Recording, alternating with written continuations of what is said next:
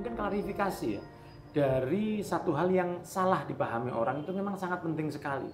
Media sosial sekarang memang kehilangan orang yang pegang otoritas. Benar. Semua orang berhak untuk sharing informasi. Terus siapa yang punya otoritas keilmuan? Nah, itu peran media-media seperti Nabawi TV untuk menjelaskan otoritas itu ada di orang yang memiliki ilmu. Perlu ada kepekaan dari kita tentang apa metode yang diterima oleh masyarakat. Kalau kita nggak peka, jangan salahkan kalau masyarakat tidak bisa menerima pesan kita. Melihat sebetulnya permasalahan Islam sekarang ini apa? Apa iya permasalahan kita maulid? Apa iya permasalahan kita karomah? Apa iya permasalahan kita mungkin seperti film Walid, Mursyid? Kita sekarang hidup di era di mana masyarakat itu menerima informasi nggak cuma dari ulamanya. Jadi bukan masyarakat cetakan ulama, tapi juga masyarakat cetakan media sosial, masyarakat cetakan hasil berita yang berkembang, masyarakat hasil cetakan film Hollywood, masyarakat hasil cetakan band-band dari berbagai negara yang membentuk karakter dan pola pikir mereka. Hasilnya seperti sekarang ini. Sekarang kritik ulama bukan oleh para ulama lainnya, kritik ilmu bukan oleh para kritikus ilmu lainnya, yang ilmu milik ilmu enggak. Pemilik ilmu itu dikritik sama orang awam.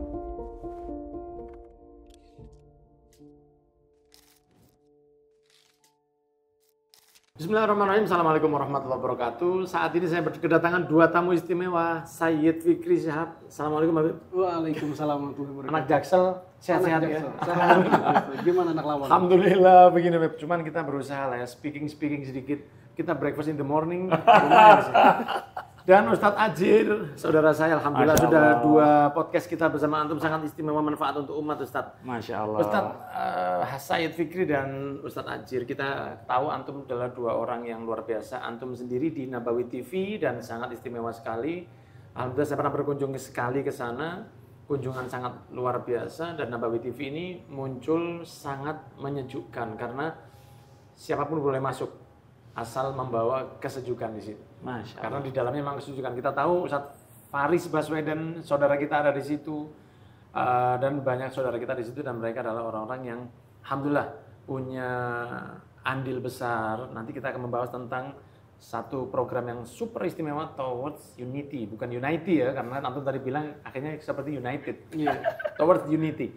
Tapi juga kita perlu seperti yang dilakukan Ustadz Adjir Sayyid Fikri ya, beliau membackup beberapa hal tentang seperti masalah karomah, juga beliau membantu masalah pembid'ahan. Memang hal-hal seperti ini atau mungkin klarifikasi ya dari satu hal yang salah dipahami orang itu memang sangat penting sekali.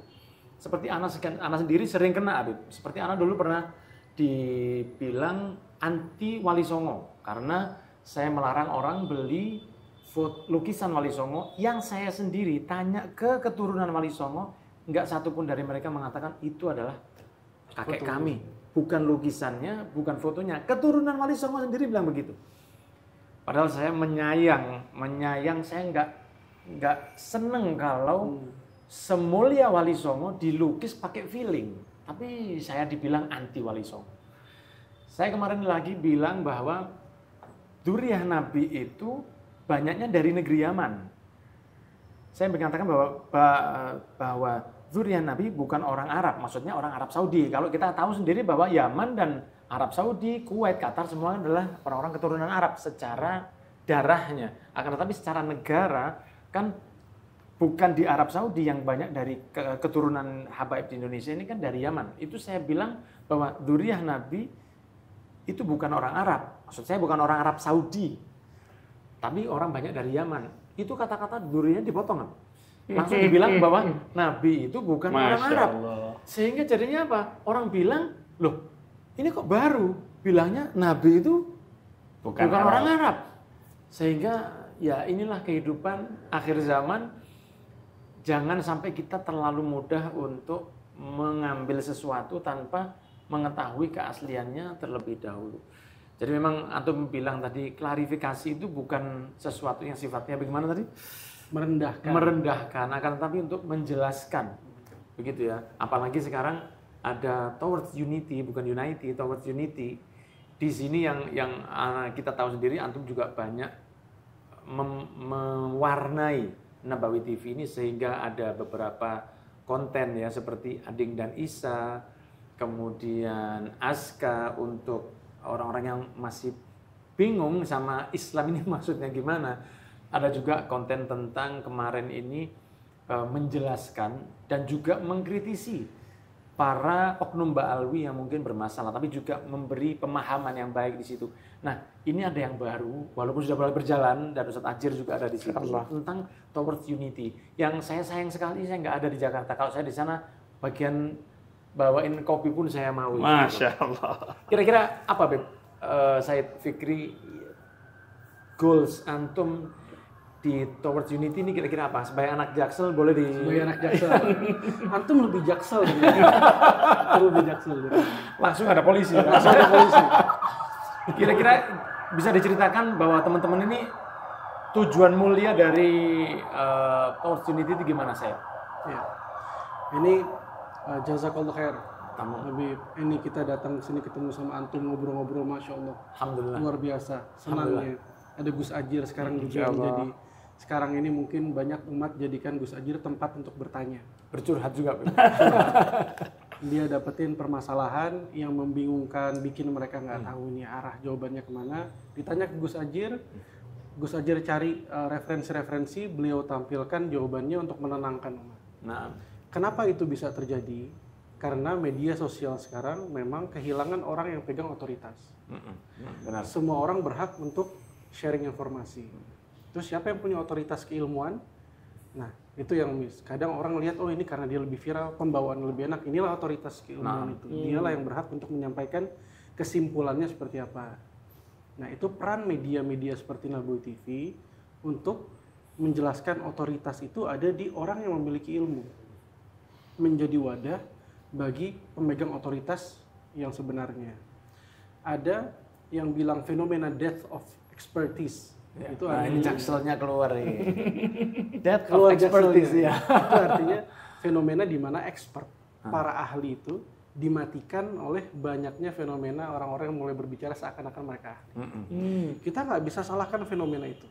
Jangan salahkan, oh ini terjadi karena fenomenanya media sosial, semua orang dibuat setara. Yang berilmu, tidak berilmu setara bisa bicara. Jangan salahkan itu. Karena itu fenomena yang tidak bisa kita hindari. Kita nggak bisa lari dari media sosial. Insya Allah. Tapi yang perlu kita tahu adalah bagaimana kita mengelola. Kalau misalnya ada krisis ini, kita lihat krisis dari sisi otoritas keilmuan. So kita harus tahu permasalahannya sumbernya adalah dari wadah-wadah informasi seperti media sosial dimiliki oleh banyak orang dengan tingkat keilmuan yang bahkan nggak punya referensinya pun bisa ngomong. Betul. Nah, peran kita adalah harus ngisi wadah itu dengan yang punya referensi, menjadi pembanding. Tidak harus mukul. Betul. Kadang mereka yang nyampein hal yang sifatnya pertanyaan salah, walaupun awalnya salah, tapi kan kalau dia pertanyaan ini naik ke permukaan, dia bisa mengundang orang untuk mencari jawaban. Ada juga ketika pertanyaannya naik di masyarakat, tapi orang pas mau cari jawabannya nggak ada jawabannya. Nggak ada informasi pembandingnya. Nah, terus kalau nggak ada informasi pembandingnya, apa dampaknya? Jadilah death of expertise. Gitu. Jadilah informasi itu, kebenaran yang pegang adalah si masyarakat itu sendiri. Siapa yang paling keras suaranya, paling banyak pengikutnya, itulah yang megang kebenaran, tolak ukur. Itu peran dari Gus Ajir sekarang ini, dan banyak yang mengambil peran seperti Gus Ajir selama ini mulai aktif di media, mengambil peran kekosongan itu, death of expertise. Sayangnya kalangan agamawan itu tidak melihat fenomena ini, cenderung melihat fenomenanya yang salah, tapi tidak menghadirkan solusi. Kalau kita lihat program seperti kita bikin kayak Ading Isa, karena ada permasalahan, ada kekosongan, dan mereka memerlukan metode yang bisa diterima sama mereka. Tetap dalam bingkai, walaupun itu ranah khilafiyah, tetap dalam bingkai saling mencintai karena Allah. Jadi setiap endingnya selalu saling mencintai karena Allah. Tapi yang dibahas khilafiyah, cara membahasnya pun dengan cara media sosial, cara zaman sekarang. Tidak bisa kita paksa, kamu dengerin jawaban saya lagi ceramah ini. Nggak bisa kalau dia nggak kuat denger ceramah. Iya. Jadi kita kasih alternatif dengan metode lain, sampai kita buat aska misalnya. Itu ada permasalahan di masyarakat. Permasalahannya adalah banyak pertanyaan terutama anak-anak yang mereka mau tanya tentang ketuhanan, takut karena orang tuanya kalau ditanya marah. Dan kalau ditanya langsung dianggap sesat karena ketidakmampuan menghadirkan jawaban. Dan ketika mereka cari jawaban ke sumber yang dianggap kredibel sama mereka, sosial media, mereka menelusuri di situ, nggak ketemu lagi jawaban yang memuaskan. Di situ peran Nabawi TV mewadahi orang yang punya ilmu untuk menghadirkan solusi jawaban. Benar. Dan bukan hanya berusaha, tapi memang sudah benar-benar memberi jawaban. Alhamdulillah. Itu pemeran-pemerannya dan syuting-syutingnya itu memang prosesnya asik juga, Beb ya. Iya. Bisa kita hadirkan program sederhana. Langsung aja pertanyaannya apa, jawabannya apa. Bisa tanpa perlu kita bikin model film. Lebih sulit kita pakai pemeran. Ada skrip. Tapi kenapa itu kita buat? Karena perlu ada kepekaan dari kita tentang apa metode yang diterima oleh masyarakat. Kalau kita nggak peka, jangan salahkan kalau masyarakat tidak bisa menerima pesan kita. Mungkin bukan mereka yang salah, tapi kitanya yang nggak mau mendengar dulu sebelum kita menghasilkan Masya Allah metode jawabannya. Ustaz Ajar, istimewa Ustaz. Masya Memang orang Jakarta Selatan ini beda. Hari ini saya menyaksikan dua bin Syahab yang luar biasa. Yang satu luar biasa, yang satu pintar, yang satu tua gitu. Kemudian kolaborasi Ustaz Antum, Ustaz Ajir, kemarin Lora Irfan, Ustaz Faris Baswedan ini di Towards Unity.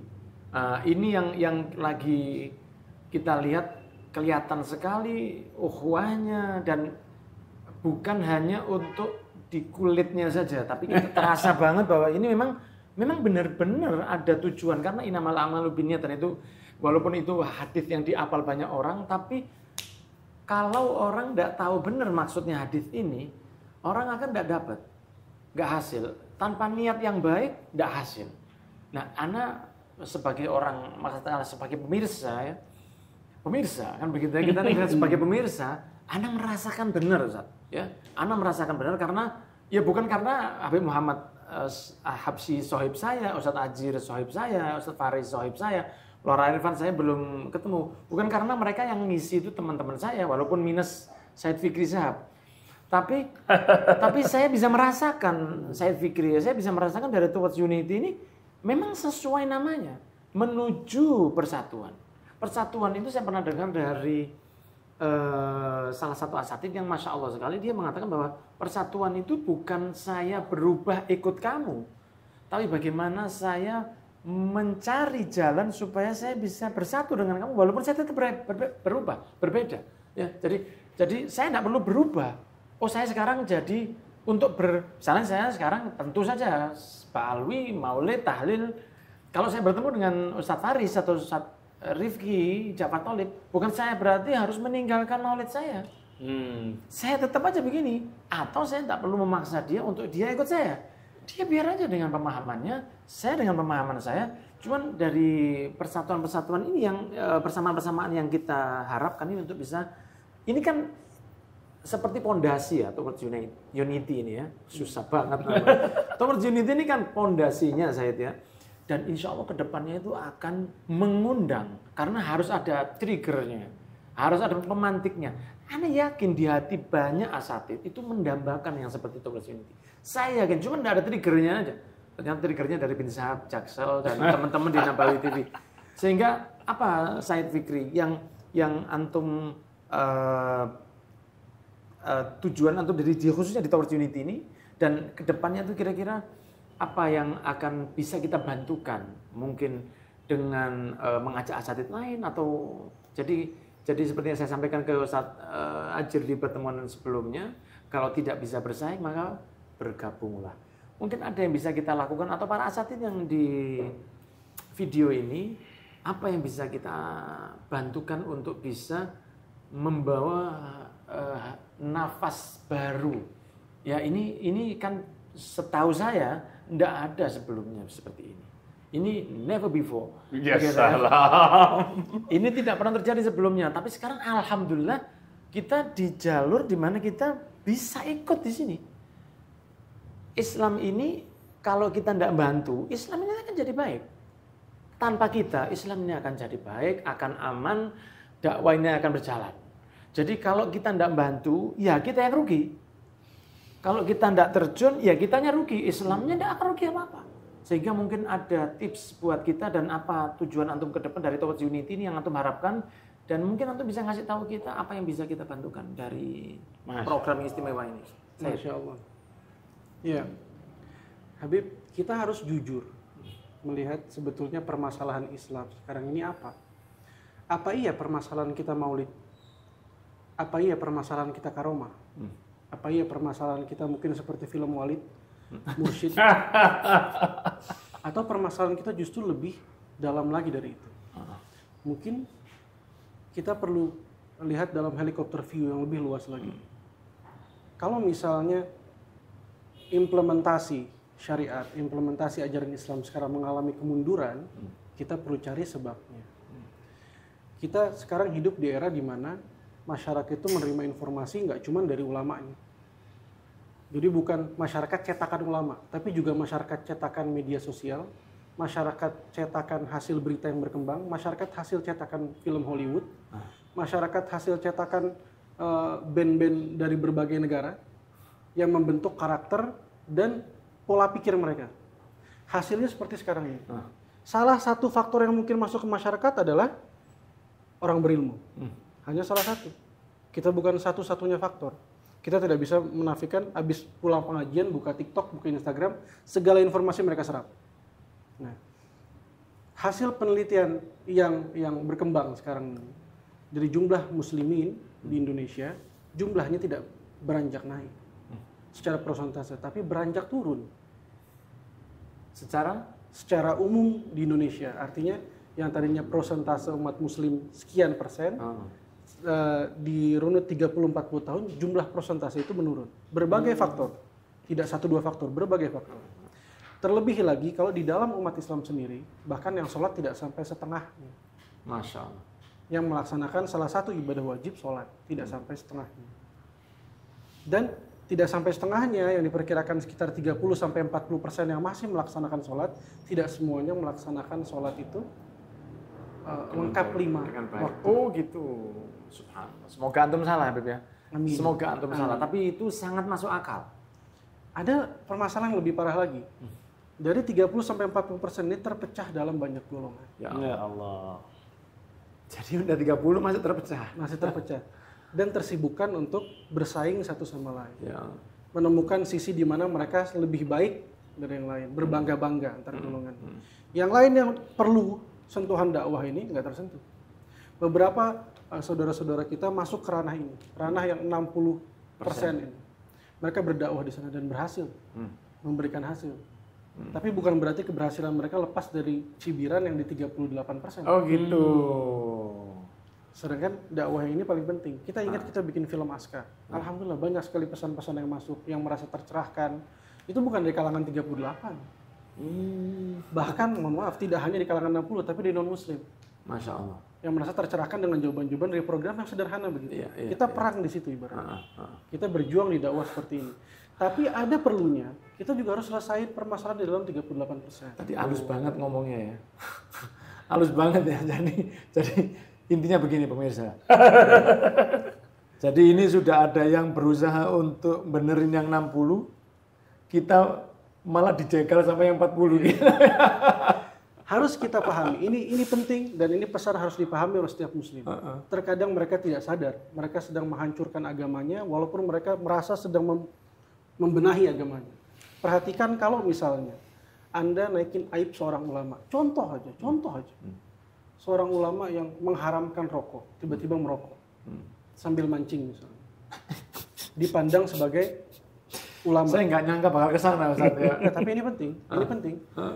Satu kubu yang merasa berlawanan, merasa ini keunggulan kita bisa melemahkan dengan cara lihat antara perilaku dan perkataannya tidak sejalan. Nah, terus dari kubu sana menurut lihat tuh di sana tuh ada yang cabul,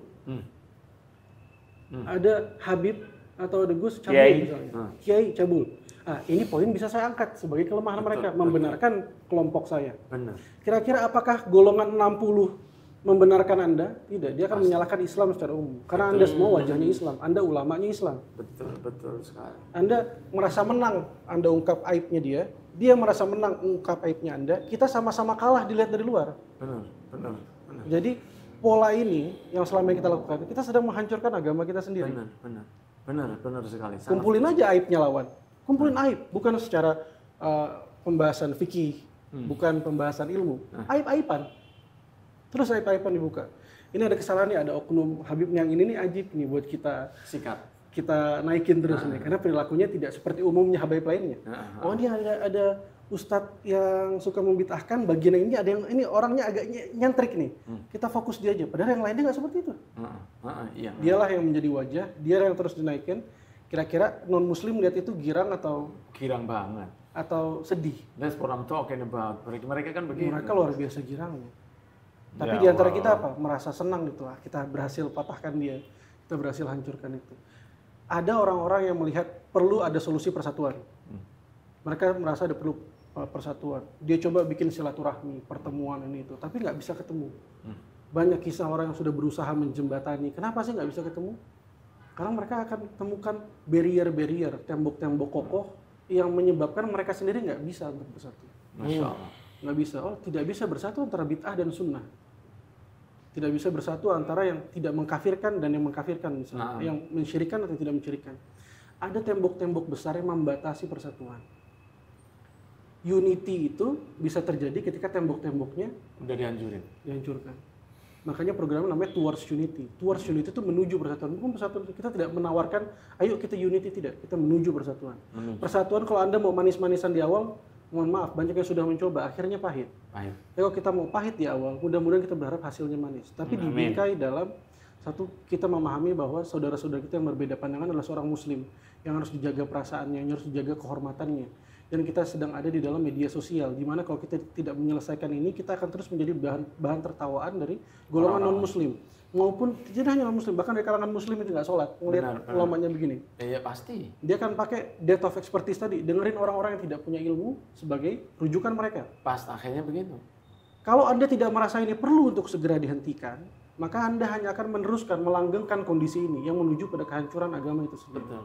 Karena itulah Towards Unity hadir sekarang. Nah. Sekarang kritik ulama bukan oleh para ulama lainnya, kritik ilmu bukan oleh para kritikus ilmu lainnya, yang ilmu milik ilmu enggak. Pemilik ilmu itu dikritik sama orang awam. Anda harus terima. Ulama itu bahan ketawaan. Salah sedikit Anda akan dikritik. Dan video Anda akan dipotong-potong. Sebaiknya kita kembalikan ulama mengkritik sesamanya. Ini program pertama di mana habaibnya mengakui mereka punya kekurangan. Mengakui banyak yang harus dibenahi. Mengakui kita terlalu offside bicara karomah. Mengakui bahwa kita ini harus banyak mendengar, memahami, mengakui bahwa harus merasa tidak lebih tinggi dari yang lain. Betul. Nah, ini juga program di mana kita bisa mengkritik teman-teman golongan yang lain sambil kita juga mengkritik diri sendiri. Mungkin ini hal baru. Teman-teman mungkin akan melihat ini sebagai hal yang ini kok saya nggak bisa baca arahnya kemana. Karena teman-teman berpikir bahwa setiap golongan itu pasti fanatik dengan golongannya. Seakan-akan tidak mampu, udah tertutup kacamata kuda, kalau ada kesalahan dari golongan saya tidak akan mau sampaikan. Ini program pertama, di mana kita harus mengikis fanatisme. Jadi ya Habibnya mampu mengkritik golongan Habib, Gusnya mampu mengkritik golongan Gus. Ya Allah. Padahal Ustadz Faris Baswedan nggak maulid, tapi bisa duduk bareng sama kita, bisa saling mengkritik. Iya. Dan kita terima kritiknya. Kita terima kritiknya dengan senang hati. Dan kita sangat mencintai beliau, Masya Allah. Dan kalau misalnya program seperti ini dibudayakan di masyarakat, maka para expert lah yang punya hak untuk mengkritik expert lainnya. Tidak lagi orang awam. Orang awam kenapa masuk ke sana? Karena kita sibuk dengan fanatisme. Betul. Kalau kita mampu untuk menyampaikan kritik itu secara terbuka, saling menerima, sikap anti kritik itu dikikis, kita akan menghentikan permasalahan ini. Dan kita bisa fokus bareng-bareng beresin yang 60%. Oke, Masya Allah. Ya, Ustadz Ajir, luar biasa pemaparan bin Syahab Jaksel ini. Kalau Ustadz Ajir sendiri dari Purwokerto ngisi di Nabawi berapa lama ya kalau dari Purwokerto ya? Naik kereta 4,5 jam. Masya Allah. Jadi perjuangan juga oleh beliau ini ya. Tetapi ini memang hal yang selama ini Al-Fakir juga resahkan, karena mungkin karena fanatisme berlebih, mungkin karena minimnya literasi ilmu. Betul. Sehingga tadi yang tampil ke permukaan ini orang-orang yang belum saatnya tampil. Nah, alhamdulillah melalui wadah Nabawi TV yang alhamdulillah merangkul banyak ustadz dari berbagai latar belakang. Ternyata Al-Fakir sendiri banyak istifadah. Banyak dapat juga. Iya. Banyak dapat istifadah, banyak merenung juga. Oh, ternyata kita memang harus lebih membuka diri, jangan anti kritik, harus mau belajar dari yang lain. Itu juga penting. Ustadz ya, jadi luar biasa Ana sendiri dengan beberapa asatid seperti Ustadz Faris, Ustadz Ikrimah, juga beberapa teman-teman dari Jakarta ini beberapa kali ke rumah, dan dari situlah kita baru melihat bahwa inilah pandangan orang di luar kita, tapi yang respect sama kita. Mereka respect sama kita, tapi kan kita ini kan bisa berkaca dari orang yang di luar kita. Nah, karena kalau kita berkaca dengan orang yang sama-sama kita pasti masih baik-baik saja. Tapi mereka bisa naruh itu, Pak, gimana sih? Antum kan saudara Ana. Menurut saudara-saudara antum yang tidak terlalu menganggap Ana sebagai saudaranya, menurut mereka Ana ini gimana? Khutmah sofa wadail qadar, Ustaz. Jadi kita bisa ambil itu, menurut mereka ini kurangnya di sini, kurangnya di sini. Dari situ kita akan belajar untuk memperbaiki diri. Ya. Karena Rasul sendiri mau mendengarkan bacaan Quran dari sahabat Abdullah bin Mas'ud. Rasul sendiri, Pak. Sampai sahabat Abdullah bin Mas'ud mengatakan, ya Rasul, saya baca di depanmu dan turun ini untukmu, pantaskah saya mendengarkan dari yang lain? Bahkan Quran pun Rasul mau mendengarkan dari yang lain. Juga Rasul SAW waktu perang Badar itu kan sempat bikin kemah di satu tempat, kemudian satu orang datang usul, ya Rasul, apa engkau ini memilih di sini untuk atas pilihanmu atau ini pilihan Allah? Rasul mengatakan, nah ini pilihan saya. Boleh saya usul ya Rasul? Saya tahu bahwa di sana itu ada tempat air. Kalau kita ke sana, kita cegah dulu air, sumur kita dekati, besok kalau perang kita dekat tempat minum. Ya akhir, ayo kemahnya dipindah semua, kita datang ke sana. Rasul aja mau bukan dikritik ya, tapi Rasul aja mau dengar, oh ya ini benar. Padahal sekelas Nabi, misalnya Nabi begini, ente kadang-kadang ente kan bisa. Ana mau pindahkan airnya ke sini mau apa? Kan bisa. Misalnya Rasul angkat tangan, ya Allah, pindahkan airnya ke sini, dipindah sama Allah. Tapi Rasul enggak begitu. Itu menunjukkan sama kita. Ya akhir kalau gitu kita ke sana. Dan semua pindah. Semua pindah gara-gara omongan satu orang. Hanya dia mengatakan, izinkan saya ngomong. Kalau ini bukan perintah Allah, izinkan saya mengusulkan untuk pindah ke sana. Dan Rasul pindah dan akhirnya itu tadi tempat menangnya umat Islam karena orang Abu Jahal dan teman-temannya ketika perang Badar itu mereka perang dengan pedang, dengan semangat muslim yang luar biasa, dan mereka perang dengan haus yang luar biasa. Sehingga kalau Rasul saja khairul khalqillahi kullihim, makhluk yang terbaik, bukan manusia terbaik tapi makhluk terbaik, mau mendengarkan dan mau melakukan dan mencontohkan kita untuk begitu, apalagi kita diberitahu oleh saudara-saudara kita yang insya Allah mereka juga punya niatan yang baik. Jazakallah khair Said Fikri atas waktunya jauh-jauh lu dari Jaksel ya. Wah Ustadz Ajir, Masya Allah. Ditunggu terus video antum Ustadz, kita Insya dengan Allah, ya, ashab, dengan teman-teman kita, sampai kadang kita bagi-bagi di WA Ustadz. Masya Allah. Alhamdulillah ini ada jawabannya begini. Jadi antum ini Habib, mungkin ada quotes bagus dari Sayyidina Abdullah bin Mubarak. An-nasu alimun madama muta'alim. Masya Allah. Kita ini masih bisa terus growth mindset. Kita masih bisa berkembang asal kita mau terus belajar. Wa idza dhanna annahu alim faqad jahil. Ya, tapi kalau kita sudah merasa kita itu bisa, kita itu mampu, tidak mau mendengarkan masukan, mental block. Iya, mental block. Maka ya kita akan memasuki fase kehancuran kita sebetulnya. Nah, Al-Fakir alhamdulillah hari ini banyak belajar dari antum. Masya Allah, banyak sama belajar sekali dari sama antum, sekali. Masya Allah. Luar biasa, jazakallah khair. Jadi kalau sering mental block, nanti akhirnya dia pergi kemanapun kena block, sehingga dia go block. Gitu. Oh gitu. Ya. Asal-usulnya gitu. Awalnya gitu. Dia kemanapun block, terus akan ke block karena ada mental block. Terbuka dan kita tidak akan rugi apapun, Ustaz. Nah, apa ruginya kita membuka diri? Apa ruginya kita mengakui kesalahan saya? Apa ruginya saya mengakui bahwa misalnya saya kalau dari Pak Alwi ya, kita punya kekurangan dan itu bisa diperbaiki. Orang lain punya kelebihan, misalnya dari urusan ibadah mereka, kita tidak tahu. Siapa tahu bisa saling melengkapi. Dan kita berharap dengan kumpulnya kita seperti ini kita membahagiakan Rasul sallallahu alaihi Amin ya Rob, itu tujuan tertinggi kita. Nah, semoga Allah mudahkan hajat antum berdua. Amin. Sebenarnya ini hanya awal ya kita ngobrol dengan teman-teman dari Jaksel ya Ustaz Ajir ya. Wa jazakallahu khairan Ajir. Saya Fikri sukses dengan program-program Nawai berikutnya dan kita selalu siap untuk menonton dan membantu untuk nge-share di tempat-tempat kita. Barakallahu fikum, teman-teman yang dirahmati oleh Allah, tidak terasa sudah begitu cepatnya kita ngobrol dengan dua bintang ini. Mereka bintang walaupun di siang hari ya, mereka menyinari di siang hari. Insya Allah kita bisa bertemu dengan beliau-beliau dan teman-teman yang lain di kesempatan berikutnya. Barakallahu fikum, jazakumullahu khairan, hasanal jazak. Wassalamualaikum warahmatullahi wabarakatuh.